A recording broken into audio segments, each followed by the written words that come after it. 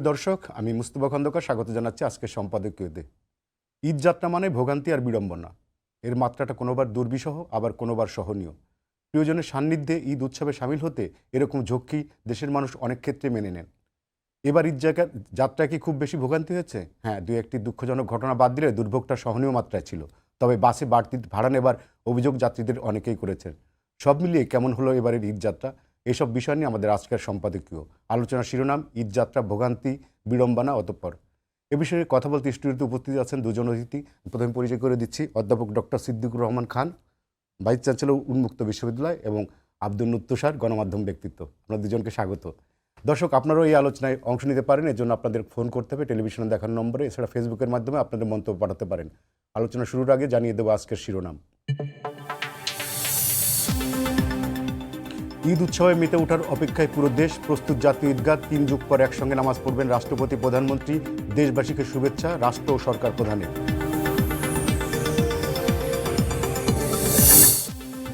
যুদ্ধ পরিস্থিতির মধ্যেই মধ্যপ্রাচ্যে ঈদ উল ফিতর উদযাপন। মিল রেখে দেশের কিছু স্থানে ঈদের নামাজ আদায়। দেশ ও জাতির কল্যাণ কামনায় দোয়া।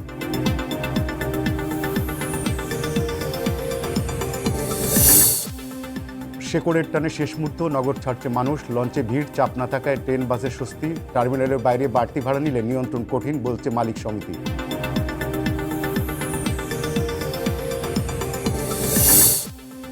টানা ছুটিতে ফাঁকা ঢাকায় চুরি ছিনতাই রোধে বিশেষ তৎপরতা। অপরাধ প্রবণ এলাকায় বাড়তি পুলিশ মোতায়েন। রাতেও থাকছে টহল। চিহ্নিতদের ধরতে বিশেষ অভিযান।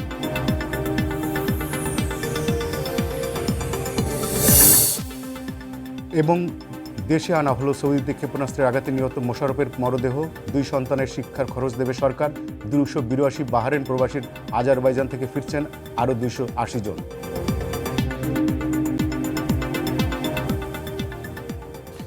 স্যার, আমি আপনাকে দিয়েই শুরু করতে চাই। এই যে আমাদের 10 দিনের একটা লম্বা ছুটি ছিল, তারপর ঈদযাত্রায় অনেক ভোগান্তির কথা শোনা যাচ্ছে, মানে কয়েকদিন আগেও, কিন্তু আজকে একটু বেশ সহনীয় ছিল। কেন এই প্রতি বছর স্যার এই বিষয়টা নিয়ে আমরা কথা বলি? ধন্যবাদ আপনাকে, এবং আমার সাথে তুষার ভাই আছেন, এবং এই অনুষ্ঠান যারা দেখছেন। রাত পোহালেই পবিত্র ঈদ উল ফিতর। দীর্ঘ 1 মাস সিয়াম সাধনার পর জাতি প্রস্তুতি নিয়েছে ঈদ উল ফিতর উদযাপনের জন্য। আমি সবাইকে পবিত্র ঈদ উল ফিতরের শুভেচ্ছা জানাচ্ছি। আপনি যেমনটা বলেছিলেন যে আমরা প্রতি বছর আমাদের যে দুটো বড় উৎসব, বিশেষ করে মুসলমানদের দুটো বড় উৎসব ঈদ উল ফিতর এবং ঈদ উল আজহা, সেই ঈদ উল ফিতর এবং ঈদ উল আজহাকে কেন্দ্র করে মানুষ তাদের কর্মস্থল ত্যাগ করে আপনজনদের সাথে ঈদ করার জন্য প্রতি বছরই গ্রামে ফিরে যান, এবং এই সংখ্যাটা একটা বিপুল। আমরা যদি ঢাকা শহরের কথাই দেখি, একটু আগে আপনি যে সংবাদ শিরোনামটি দেখালেন, এবং আমরা এই রাস্তায় যেটি আসছি, ঢাকা শহর কার্যত ফাঁকা, এবং এই ফাঁকা করার জন্য একটা বিপুল সংখ্যক মানুষ নারীর টানে গ্রামে ফিরে গেছে, এবং এই ফিরে যেতে প্রতি বছরই আমরা দেখি যে তাদের একটা চরম ভোগান্তি পোহাতে হয়। একটা হলো গণপরিবহনের স্বল্পতার অজুহাত নিয়ে তাদের সামনে একটা অসুবিধা তৈরি হয়। যে সংখ্যক যানবাহন বা গণপরিবহন, সেটি বাস বলেন, ট্রেন বলেন, বা বলে লঞ্চ বলি আমরা না কেন, সবগুলোই এই কয়েকদিন মানুষের যে বাড়তি চাপ, সেই বাড়তি চাপটা মোকাবেলা করার জন্য পর্যাপ্ত থাকে না। এবং এই সুযোগটা লম্বা ছুটির মধ্যে যে এই সুযোগটা গ্রহণ করেন আমরা, যারা মনে করি যে যারা বাস মালিক থাকেন বা যারা পরিবহন মালিক থাকেন সব সময়। এবং সরকারের পক্ষ থেকে প্রতি বছরই ঈদযাত্রার পূর্বে আমরা দেখি যে একটা প্রতিশ্রুতি দেওয়া হয় যে বাড়তি ভাড়া নিলে এটা ব্যবস্থা গ্রহণ করা হবে, এবং গণপরিবহনে যদি কোনো ধরনের নৈরাজ্য তৈরি হয়, সেই নৈরাজ্য মোকাবেলা করার জন্য সংশ্লিষ্ট গণপরিবহনের বিরুদ্ধে ব্যবস্থা নেওয়া হবে। কিছু কিছু ক্ষেত্রে নেওয়া হয়, কিন্তু আমি মনে করি যে এটি কখনো যতটুকু বলা হয় সেই তুলনায় বাস্তবে সেটি নেওয়া হয় না। তো এই বছরও কিন্তু আমরা দেখেছি যে নানা রকমের অভিযোগ আছে। আমরা একটু আগে আপনি যেটি বলেছিলেন যে ভোগান্তি এই বছরও হয়েছে, কিন্তু তুলনামূলকভাবে একটু কম। তবে সেইখানে আমরা দেখেছি যে বাস, বিশেষ করে বাসের বাড়তি ভাড়ার একটা অভিযোগ আছে। আমাদের সড়ক পরিবহন মন্ত্রী, রেলমন্ত্রী, তারা এই অভিযোগগুলো বিশেষ করে আমি ভাড়ার প্রসঙ্গটা পরে আসবো, একটু তুষার ভাইয়ের কাছে আসতে চাই। তুষার ভাই, আমি একটা বিষয় আপনাকে, আমি জানি না আপনি জানেন কিনা, আমাদের দেশে যে বিরোধী দল থাকে সবসময় সরকারের সমালোচনা করে, খুঁত ধরার চেষ্টা করে। কোঅপারেশন কতটুকু করে আমরা জানি না। কিন্তু এবারও আমি দেখলাম যে আমি যে জামাত ইসলামী এই আমির বলেছেন যে স্মরণকালের সবচেয়ে ভয়াবহ সংকট এবারে পথে যাত্রা হয়েছে, কিন্তু আমাদের বাস্তবতা কিন্তু সেটা বলে না। আপনার অবজারভেশন কি? না, আপনি তো বলেই দিয়েছেন যে স্মরণকালের বৃহৎ কিছু হয় নাই। এটা সত্য, স্মরণকালের বৃহৎ যে কিছু হয় নাই। তবে তারা বলবেনই, বিরোধী দল সবসময় সরকারের সমালোচনা করে, এবং সমালোচনা করাটা খারাপ কিছু না। যত বেশি সমালোচনা করবেন সরকার তত নিখুঁত হয়ে উঠবে, এটাই স্বাভাবিক। সমালোচনা এক ধরনের সহযোগিতা, এবং সরকারকে যারা সমালোচনা করেন ধরে নিতে হয় যে এরা সরকারের কাছ থেকে সুবিধা প্রত্যাশী নন, বরং সরকারের সুবিধা করে দেওয়ার চেষ্টা করছেন। সেই হিসেবে আমি সাধুবাদ জানাই যে সরকারের সমালোচনা করেছেন। তবে সমালোচনা করার সময় বস্তুনিষ্ঠ হলে ভালো, আর বস্তুনিষ্ঠ না হলে তখন অসুবিধা হয়। এই যাত্রা ভোগান্তি হয়েছে, একাধিক দুর্ঘটনাও হয়েছে, এবং ভাড়া নিয়ে অনেক আপত্তি হয়েছে।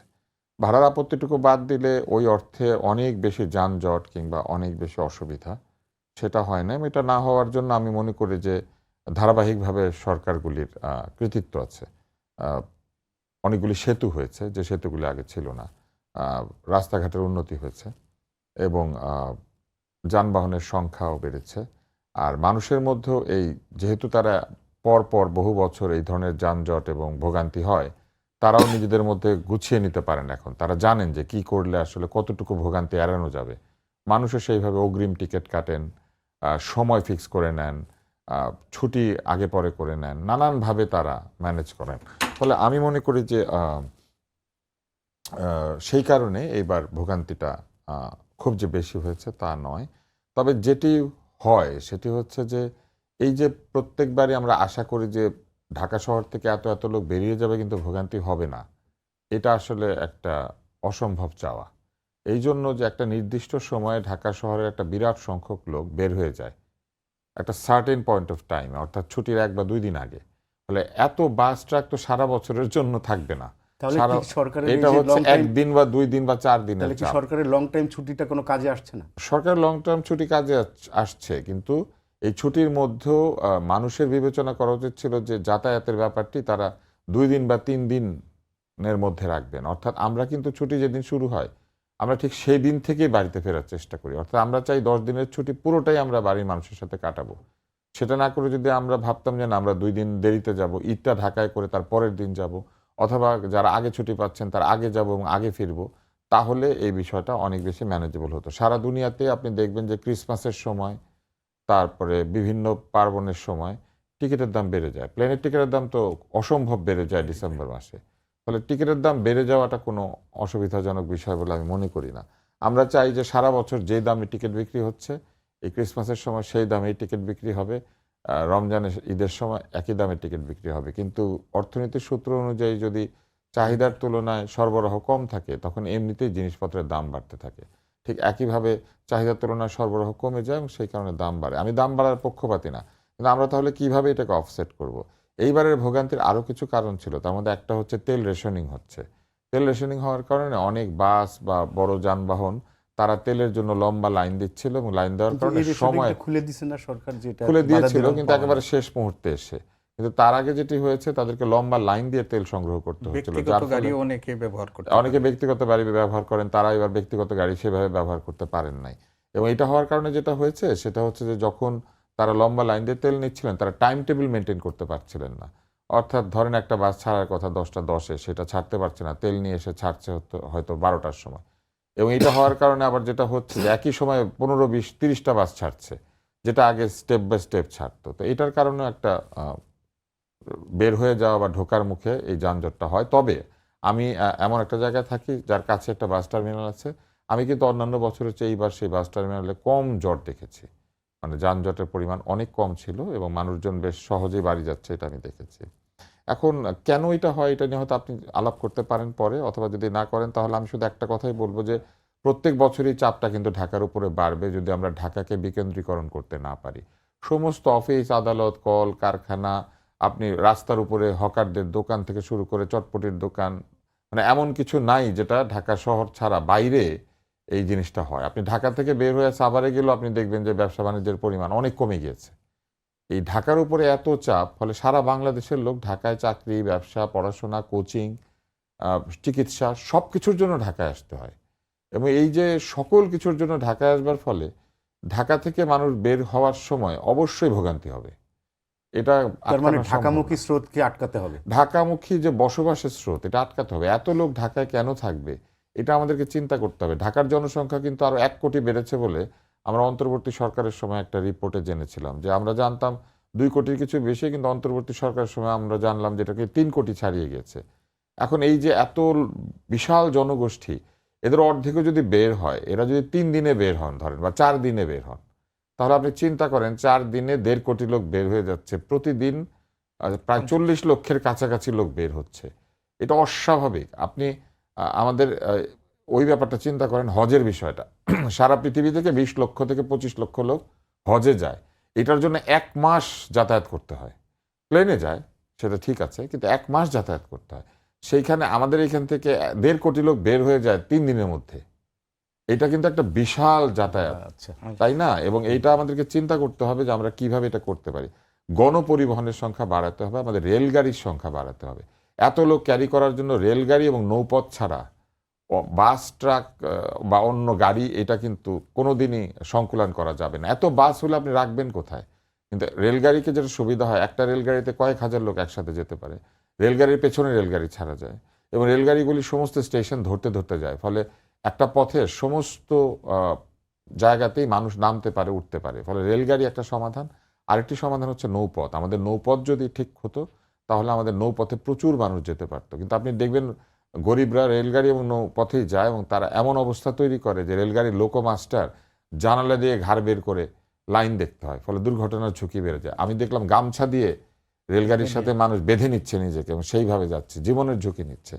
আর জাহাজে তো আপনি জানেন যে এটা রিডার্স ডাইজেস্টের একটা খুবই জনপ্রিয় একটা ছবি ছিল, রিডার্স ডাইজেস্টে, যে বাংলাদেশের মানুষ বাড়িতে ফিরছে ঈদের সময়, এবং সেটা একটা জাহাজ, যে জাহাজটাকে দেখা যাচ্ছে না, মনে হচ্ছে মানুষ পানিতে ভেসে যাচ্ছে। আচ্ছা আচ্ছা, সিদ্দিক স্যার, আমি আপনাকে কাছে বলছি, আপনি ভাড়ার কথা বলছিলেন, কিন্তু বাস মালিক সমিতির যে বক্তব্য, তারা বলছে যে টার্মিনাল থেকে ছেড়ে যাওয়ার পরে যদি বাড়তি ভাড়া নেয়, সেটা তারা আটকাতে পারবে না এবং সেটা তাদের পক্ষে কঠিন। মানে কিন্তু আমরা তো জানি যে যে বাসটা, সে তো তা মালিক তো তা আছেই, তার সবাই চাকরি করে, তো তারা আটকাতে পারবে না কেন? তাদের এই যুক্তিটা কেন? দেখুন, এই ভাড়াটা আর সম্পর্কে এইবার আমরা 3টা কর্তৃপক্ষের বক্তব্য পেয়েছি। একটা হলো সরকারের পক্ষ থেকে, একটা হলো বাস মালিক সমিতির পক্ষ থেকে, আর একটা হলো যাত্রী কল্যাণ সমিতির পক্ষ থেকে। এবং এই বক্তব্যের মধ্যে একটা পরস্পর বিরোধী অবস্থান আছে। সরকারের পক্ষ থেকে বলা হয়েছে যে বাস ভাড়া তো বাড়েনি, ক্ষেত্র বিশেষে কিছু কমেছে, এই ধরনের বক্তব্য আমরা যোগাযোগ মন্ত্রীর কাছ থেকে শুনেছিলাম। অন্যদিকে যাত্রী কল্যাণ সমিতি যেটা বলেছেন, সেটা মানে তারা একটা ভয়াবহ চিত্র বাস ভাড়া বৃদ্ধির প্রসঙ্গে তারা বলেছেন, এবং সরকার যাত্রী কল্যাণ সমিতির এই বক্তব্যকে তারা চ্যালেঞ্জ করেছে, এবং তারা যুক্তি দিয়ে দেখিয়েছে যে যাত্রী কল্যাণ সমিতি যে বক্তব্য দিয়েছে সেই বক্তব্যের মধ্যে সারবত্য নেই, এতটুকু মানে যেভাবে তারা উপস্থাপন করেছেন সেটা বাস্তব চিত্র নয়। মালিক সমিতির পক্ষ থেকে তো বরাবরের মতোই বলা হয়েছে যে সেটি অন্তত পক্ষে আপনার মানে টার্মিনালে এটা বাস ভাড়া বাড়ানো হয়নি। আপনি যেটা বললেন যে বাইরে যেটা হয়েছে, কিন্তু আমরা যদি বাস্তবতায় দেখি, আমি দেখেন গত 2 দিন ধরে কিন্তু ভ্রাম্যমাণ আদালত এবং আইনশৃঙ্খলা রক্ষাকারী বাহিনী তারা কিন্তু খুবই তৎপরতার সাথে একটা কথা আছে যে আমাকে 2 জন যাত্রী বলছে যে তার কাছ থেকে বাড়তি ভাড়া নিছে, কিন্তু তাকে বলা হচ্ছে যে আদালত যখন জিজ্ঞেস করবে তখন সে বাড়তি ভাড়াটা বলতে পারবে না। আমি যে কথাটা বলছি, সেইখানে যেহেতু আমরা দেখতে পাচ্ছি যে ভ্রাম্যমাণ আদালত বেশ কিছু বাসকে তারা জরিমানা করছে, কাউন্টারকে জরিমানা করছে, তার মানে হচ্ছে যে বাড়তি ভাড়ার প্রসঙ্গটি এখানে আছে। আমি এই কথাটা বলতে চাচ্ছি যে বাড়তি ভাড়ার প্রসঙ্গ আছে, এবং এমনকি সরকারের পক্ষ থেকেও বলা হয়েছে যে কোথাও কোথাও দেখা যাচ্ছে যে যাত্রীরাই, যেহেতু পরিবহন সংকট আছে, যাত্রীরাই কিছু ভাড়া বেশি দিয়ে তারা বাসে উঠতে চায়। আর তুষার ভাই যেটি বলছেন যে যেহেতু আমাদের চাহিদা অনেক, সরবরাহ সেই তুলনায় আমাদের গণপরিবহনের সংখ্যা কম, অতএব এই সময়ে মানুষও যে কোনো মানে প্রয়োজনে বাড়তি ভাড়া দিয়ে তারা যেতে চায়, আর যারা গণপরিবহনের মালিকানার সাথে যুক্ত আছেন এটাও তারা বাড়াতে চায়। তো আমাদের যেটা বাস্তবতা হলো যে এই যে প্রান্তিক মানুষ যারা ধরেন সচ্ছল তারা কিছুটা এটার জন্য প্রস্তুত থাকে যেতে পারে, কিন্তু আমাদের প্রান্তিক জনগোষ্ঠী যারা, তাদের পক্ষে এই বাড়তি ভাড়াটা যোগান দেয়া তাদের জন্য একটা রীতিমতো একটা দুঃসাধ্য ব্যাপার। এবং এই কারণেই আপনি দেখেছেন যে এই বছর আমরা দেখেছি যে গত 1-2 বছরের মধ্যে এইবার লঞ্চের যাত্রী সংখ্যা কিন্তু প্রচুর হয়েছে বেশি, এবং হ্যাঁ। লঞ্চের দুর্ঘটনাও 2-1টা দুর্ঘটনাও হয়েছে এবং আজকেও লঞ্চের মধ্যে ঝুলে থেকে একজন কিন্তু পানিতে পড়ে গেছেন, ফায়ার সার্ভিস এসে তাকে উদ্ধার করেছে। তো এইবার কিন্তু এই বিষয়টা আমরা দেখেছি যে গণপরিবহনের যে বিশেষ করে বাস, ট্রাক, এবং রেলপথ, আবার রেলপথের চিত্রও তো ভয়াবহ, মানে মানুষের যে উপচে পড়া ভিড় আমরা আজকেও দেখলাম শেষ মুহূর্তে। এবং এই মানুষগুলো কারা? যারা ধরেন গার্মেন্টস ওয়ার্কার বা বাংলাদেশে আমাদের যে রিক্সা বা অন্যান্য যে আমরা যে খাতগুলোতে তারা কাজ করে, হ্যাঁ, প্রান্তিক জনগোষ্ঠী, তারা শেষ মুহূর্তে বাড়িতে যাচ্ছে, দোকান যে কাজ করেন তারা যাচ্ছেন এবং তারা জীবনের ঝুঁকি নিয়ে এবং বাড়তি ভাড়া গুনে তারা যাচ্ছেন। তো আমার কাছে যেটি মনে হয় যে এই অবস্থার মানে উন্নয়নের জন্য একটাই প্রয়োজন, মানুষ নিজে যদি একটু ভাগ করে যদি যাওয়াটা হয়। দেখেন ঈদের পরে যদি একটা বড় সংখ্যক মানুষ যায় তখন কিন্তু এই চাপেই থাকে না। ঈদের পরে আর কোন পরের দিন কালকের থেকে দেখবেন যে গণপরিবহনে যাত্রীই নাই এবং বাস মালিকরা সবসময় একটা যুক্তি দেখায় যে আমরা যাই খুব ভোরে, ফেরত আসার খালি খালি আসে, সেই জন্য তারা জ্বালানি খরচটা ইয়া করার জন্য, এবং অনেক সময় তারা দাবি করেন যে তাদের এই বাড়তি ভাড়া নিয়েও সেটা তাদের পোষায় না, এরকম অভিযোগ আছে। তো আমরা যে অভিযোগই হোক আর যে বাস্তবতাই হোক, যে প্রান্তিক জনগোষ্ঠী বিশেষ করে অসচ্ছল দরিদ্র জনগোষ্ঠী যারা এই সময়টায় একটা ছুটি পায়, প্রিয়জনদের কাছে যেতে চায়, তাদের পরিবার গ্রামে বসবাস করে, তারা তো সেই যেভাবেই হোক যেতে চায়। তো সেইগুলোর কথাও বিবেচনা রেখে সরকারেরও একটা পরিকল্পনা থাকা উচিত এবং মালিক সমিতি যারা আছেন তারা তো সারা বছর ব্যবসা করেন, এই সময়টা তাদের কিছুটা হলেও এই ব্যবসায়ী মনোবৃত্তি, যে সুযোগকে কাজে লাগিয়ে মুনাফা অর্জনের যে মনোবৃত্তি, সেটারও কিছুটা পরিবর্তন করা দরকার।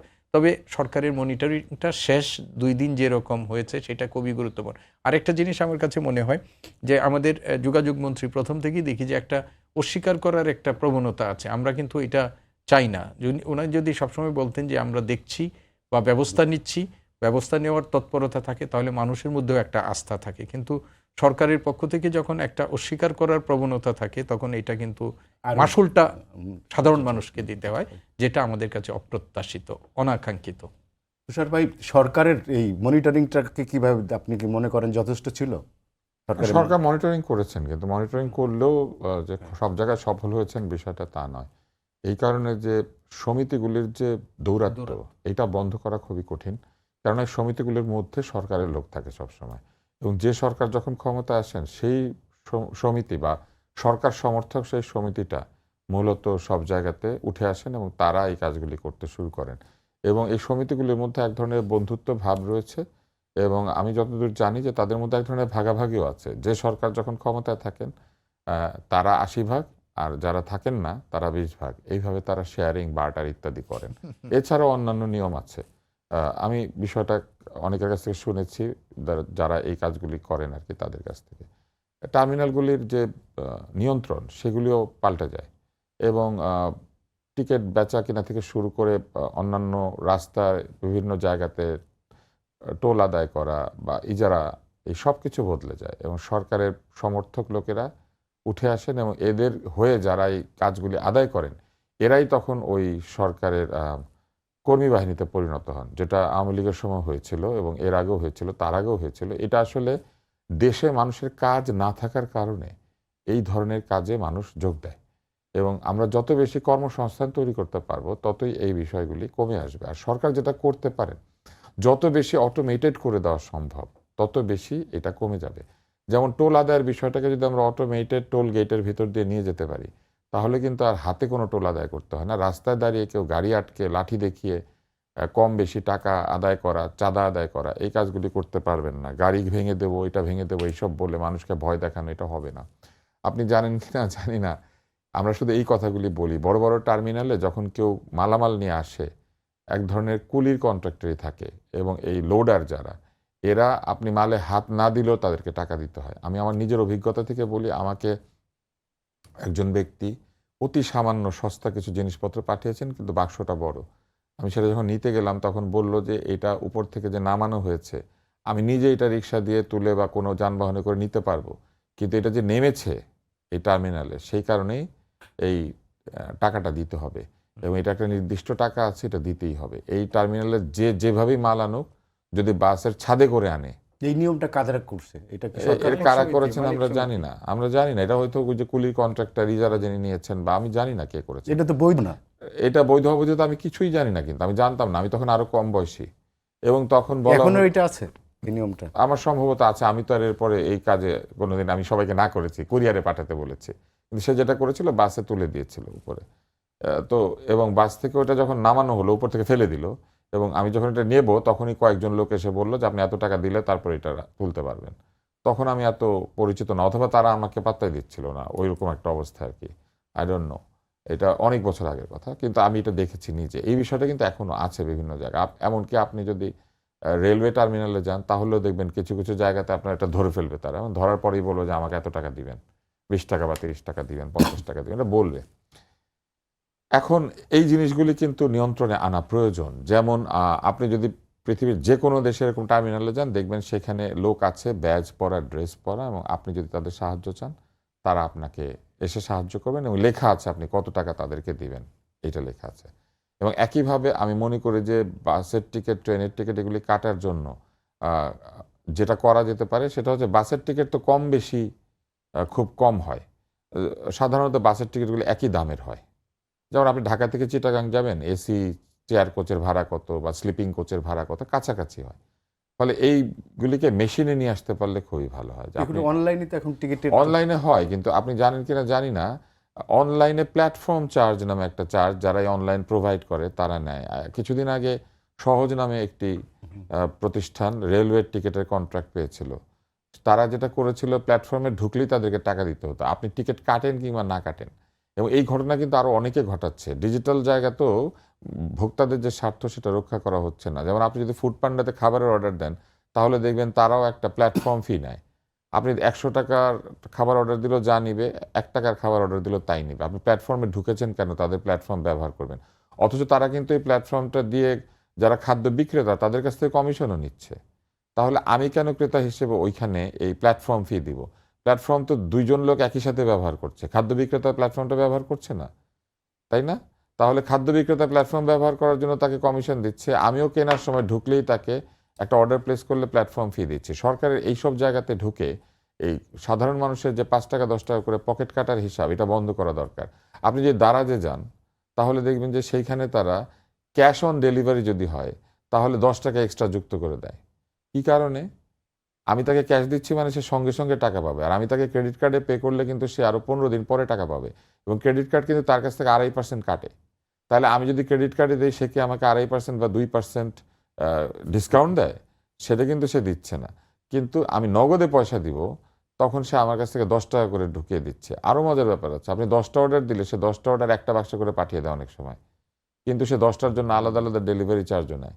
এই যে অন্যায়ভাবে মানুষের পকেট কাটা, এগুলি সরকারকে মনিটর করতে হবে। আমি আরেকটা জিনিস শুধু বলি, আপনারা শুনেছেন না যে বলছিলেন যাত্রী কল্যাণ সমিতি? এই যাত্রী কল্যাণ সমিতি শুধু ঈদের আগে জেগে ওঠে।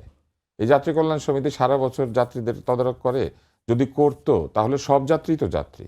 তাহলে আমাদের যে লোকাল বাসের সিটের জঘন্য অবস্থা, সিট কাটা থাকে, বাসে ওঠার সময় বাসের যে বেরিয়ে থাকা পেরেক, টিন, দরজার অসুবিধা, সেখানে যে মানুষের জামা কাপড় ছেড়ে, সেগুলোর কল্যাণের জন্য তারা কখনো দাবি দাওয়া করে তুলেছেন? বলেছেন বাসগুলিকে একটা স্ট্যান্ডার্ড জায়গাতে নিয়ে আসতে হবে, বা সেগুলো আমরা শুনতে পেয়েছি? আমরা পাই নাই। ঢাকা শহরে যে ব্যাটারি রিক্সা, আপনি এটাতে উঠতে এবং বসতে মানুষ ক্ষতিগ্রস্ত হয়, কারণ এগুলোর যে ডিজাইন, সেই ডিজাইনে জামা কাপড় আটকে যাওয়া, ওড়না ফেসে যাওয়া, এগুলো কিন্তু অহরহ ঘটছে। সেইখানে কি ভোক্তাদের কোনো নিরাপত্তা আছে? যাত্রী কল্যাণ সমিতি সবসময় ঈদের আগে জেগে ওঠে এবং আপনাদের গণমাধ্যমে এসে গণমাধ্যমে ফুটেজ নেয়, এবং গণমাধ্যম খুব অদ্ভুত, এই রিপোর্ট তারা করবেই। ভোগান্তি হচ্ছে, যানজট হচ্ছে, সারা বছর এই রিপোর্টিং কিন্তু করে না। আমার মনে হয় যে শুধু সরকার মনিটর করলে হবে না, গণমাধ্যমের এই বিষয়গুলি টাইম টু টাইম মনিটর করা উচিত এবং বলা উচিত। স্যার, এই বছর আমরা কিন্তু দুর্ঘটনা ওইভাবে আমরা দেখিনি। প্রতি বছর আমরা দেখি যে এই ঈদের ছুটিতে অনেক মারাত্মক দুর্ঘটনা হয়, বড় বড়। এবার শুধু একটা রেলের একটা ড্রাইভারের কারণে রেলটা লাইনচ্যুত হয়েছিল। নীল তাতে সাগর। অবশ্য খুব বেশি শিডিউল বিপর্যয় হয়নি। জি। তো এই শুধুমাত্র লঞ্চের কয়েকটা ঘটনা ঘটছে। এই যে আমরা পদ্মা সেতুর পরে আমরা ভাবছিলাম যে পদ্মা সেতুতে দক্ষিণবঙ্গর লোকজন যাবে, লঞ্চের আগের মতন আর জমজমাট ব্যবসা থাকবে না, কিন্তু এবার আমরা দেখলাম এই ঈদে খুব ম্যাক্সিমাম লোকজনই আপনার এবারে লঞ্চের মুখোমুখি হয়েছে। এইটা কি কারণে, এটা কি? দেখুন, আমি আগেই বলেছি যে আসলে লঞ্চ আমাদের যাত্রী যে সেবাটা দেয় সেখানে তুলনামূলকভাবে ভাড়া কম। তো সড়ক পথে এমনিতেই ভাড়া একটু বেশি, তার সাথে বাড়তি ঈদের যে বাড়তি মানে ভাড়া যুক্ত হয়ে সেটা অনেকের মানে সাধ্যের বাইরে চলে গেছে। ফলে এই মানুষগুলো তারা একটা মানে পথ হিসাবে, তাদের যাতায়াত পথ হিসাবে লঞ্চকে বেছে নিয়েছে এবং এটা বেছে নিতে গিয়েই কিন্তু লঞ্চের উপর একটা বড় চাপ পড়েছে এবং এই চাপটা সামাল দেওয়ার জন্য আপনি দেখেন যে লঞ্চ ঘাটে কিন্তু ওই যে কুলিদের যে দৌরাত্ম্য আগে ছিল, যেটা এই বছর কিন্তু এটা করার জন্য সিটি কর্পোরেশন থেকে এবং সরকারের পক্ষ থেকে খুবই উদ্যোগ নেওয়া হয়েছে। আপনি ফ্রিতে আপনি দেখবেন যে ট্রলিতে করে যাত্রীদের এইগুলো নতুন এবং ইতিবাচক আমি হিসাবে দেখছি। কিন্তু যখন বাড়তি চাপ আমরা দেখেছি যে নৌকাতে করে গিয়ে দূরবর্তী লঞ্চে উঠেছে, সেটার সরকার যদিও নিষেধাজ্ঞা দিয়েছে, আপনার ভ্রাম্যমাণ আদালত চালু, তারপরেও মানুষ এইগুলো ঝুঁকি নিয়ে এই মানুষগুলো যাচ্ছে। মূল কথা হলো যে এই আপনার নদীপথে এটা তো সবসময় দক্ষিণবঙ্গের মানুষের জন্য এটা তাদের খুবই ফ্যামিলিয়ার এবং খুবই তাদের কাছে পপুলার একটা লঞ্চে যাত্রার ব্যাপারটা একটা পপুলার। আপনি ডেকে একজন যাত্রী সামান্য টাকা দিয়েই কিন্তু বরিশালে চলে যেতে পারে, যেটি বাসে বা অন্য গণপরিবহনে যাওয়ার কোনো সম্ভাবনাই নেই। তো ফলে এই মানুষগুলো এই লঞ্চকে তারা নিচ্ছে এবং আমি মনে করি যে সারা বছর বিশেষ করে লঞ্চের যে যাত্রীর আকাল, এটাও কিন্তু লঞ্চের যারা বড় বড় বিনিয়োগ করেছে তাদের জন্যও কিন্তু বড় একটা, কিন্তু তার মানে এই নয় যে ঈদের মধ্যে তারা তাদের যে স্বাভাবিক একটা যাত্রী পরিবহনের যে সক্ষমতা এর বাইরে ঝুঁকি নিয়ে তারাও যে কাজটি করছেন সেটাও কিন্তু না। এখন আবহাওয়াটা কিন্তু খুবই এবং ঝুঁকিপূর্ণ, যে কোনো সময় ঝড় হওয়ার একটা সম্ভাবনা, হ্যাঁ দুই একটা হয়েছেও। তো আমরা মনে করি যে এই লঞ্চ এবং বাস দুইটাই যদি আমাদের সমভাবে যদি মানুষ ব্যবহার করে সারা বছর, তাহলে কিন্তু এটা খুবই গুরুত্বপূর্ণ হয়। এবং একটু আগে উনি যেটা প্রথম দিকে বলেছিলেন যে আসলে যতক্ষণ পর্যন্ত আমরা গণপরিবহন হিসাবে রেলওয়ে এবং নদীপথে এই যে লঞ্চ স্টিমার এইগুলোকে যদি আমরা আরো বেশি ব্যবহারযোগ্য না করতে পারি, ততক্ষণ পর্যন্ত সড়ক পথে এই চাপটা কমবে না। আমাদের হাতে সময় না, আপনি যদি 1 মিনিটে, বর্তমান যোগাযোগ মন্ত্রী তো অনেকগুলো মন্ত্রণালয়ের দায়িত্বে, সে প্রথম তার অ্যাসাইনমেন্ট ছিল এবারের ঈদ যাত্রা, আপনি কত মার্কস দেবেন তাকে? নম্বর দেওয়া উচিত না এত তাড়াতাড়ি। আমি বলবো যে তিনি আসলে কমিউনিকেশনের মানুষ না। ফলে উনি যখন কমিউনিকেট করেন মানুষের সাথে, অনেক সময় তার শব্দ বা কথার ভিন্ন অর্থ হচ্ছে। আমার মনে হয় যে তিনি যদি আরেকটু চিন্তা করে বলেন তাহলে। কমিউনিকেশনের ছাত্র ছিল, কিন্তু ছাত্র হতে পারেন, কিন্তু তিনি কমিউনিকেশনে সেই রকম দক্ষ বলে আমার মনে হয় নাই। তিনি মাঠে রাজনীতি করেছেন অনেক বেশি, এবং এতদিন মাঠে রাজনীতি করলে যেটা ঘটে সেটা হচ্ছে যে মাঠের ভাষা, মাঠের আচরণ, মাঠের জিনিসপত্রগুলি অনেক বেশি থাকে। তো উনি খোলামেলা হয়তো অনেক কথা বলে ফেলছেন, যেটা আমার মনে হয় যে তৈরি করছে এবং এক ধরনের মিস ইন্টারপ্রিটেশন হচ্ছে, ব্যর্থবোধক হয়ে যাচ্ছে বা ভিন্ন ভিন্ন অর্থ হচ্ছে। আমি বলবো যে যদি এতগুলি মন্ত্রণালয় যেহেতু তার কাছে, তার মন্ত্রণালয়গুলির জন্য মুখপাত্র নিয়োগ করলে উনি ভালো করবেন। আমার কাছে এটা একটা পরামর্শ। আর দ্বিতীয় পরামর্শ হচ্ছে যে ব্যক্তি রাজনীতিবিদ বা দলের রাজনীতিবিদ আর মন্ত্রণালয়ের মন্ত্রী সম্পূর্ণ আলাদা একটা বিষয়। মন্ত্রণালয়ের মন্ত্রীকে সবসময় মনে রাখতে হবে যে তার যে কোনো কথা বা অন্য কিছুর জন্য সরকারকে অনেক সময় বিব্রত হয়ে যেতে হতে পারে। তো দল কিন্তু যত সহজে ম্যানেজ করতে পারে, সরকার কিন্তু অত সহজে ম্যানেজ করতে পারে না, কেননা সরকারের জন্য ওই জায়গাটাতে সকলে মিলে আক্রমণ করে তখন। আমাদের হাতে আর সময় নেই। আব্দুল নূর তুষার এবং সিদ্দিকুর রহমান খান, আপনাদের দুজনকে ধন্যবাদ। দর্শক সবাইকে ধন্যবাদ জানিয়ে শেষ করছি আজকের সম্পাদকীয়। আগামীকাল আবার দেখা হবে একই সময়। শুভরাত্রি।